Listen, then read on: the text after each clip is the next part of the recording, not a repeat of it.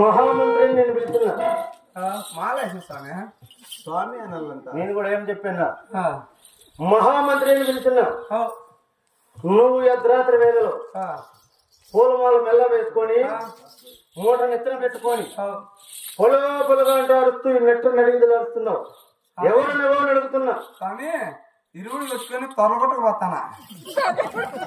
ఇరుముడు పెట్టుకొని తొలగొట్టుకో అంటే స్వామి అయ్యప్ప అంటే ఆనందం గుతకొచ్చింది. ఎక్కడి నుంచి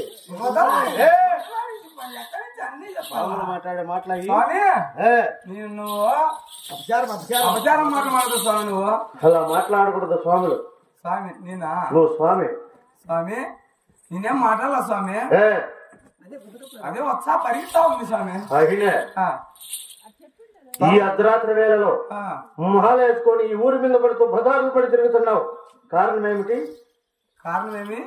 వాళ్ళంతా సంక్రాంతికి వస్తా, నువ్వు ఇప్పుడు అయినా అడుగుతాను. అవును స్వామి, వాళ్ళంతా జరిగే స్వాములు, నేను జరగని స్వామిని.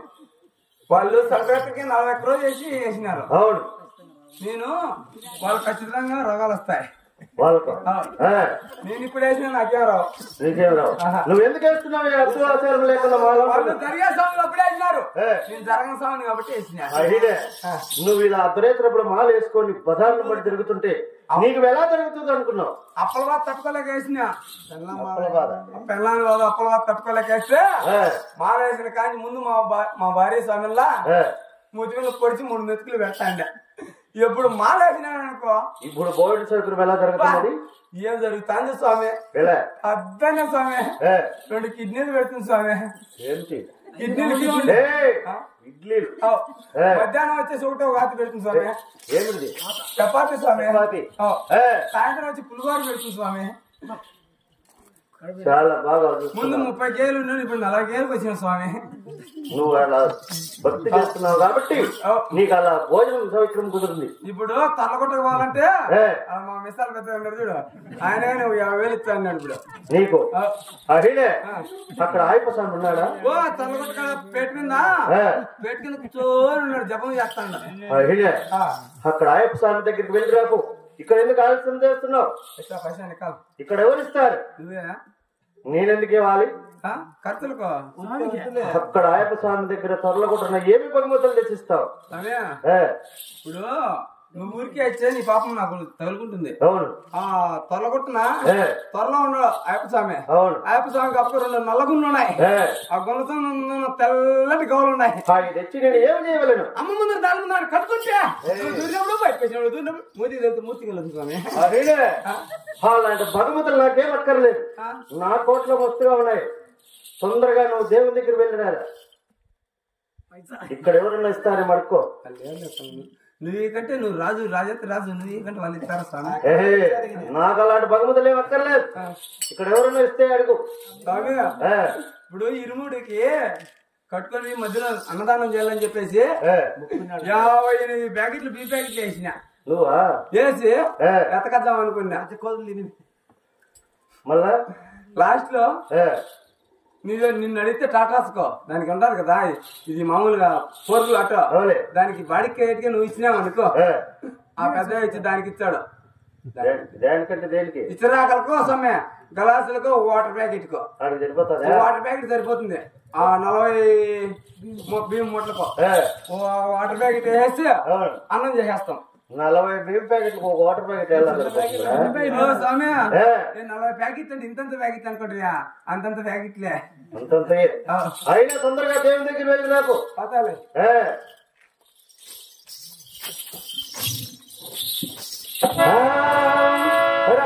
ఇచ్చమ్మ జ్యోతిని చూడమయ్యా, ఇచ్చమ్మ జ్యోతిని చూడమయ్యా,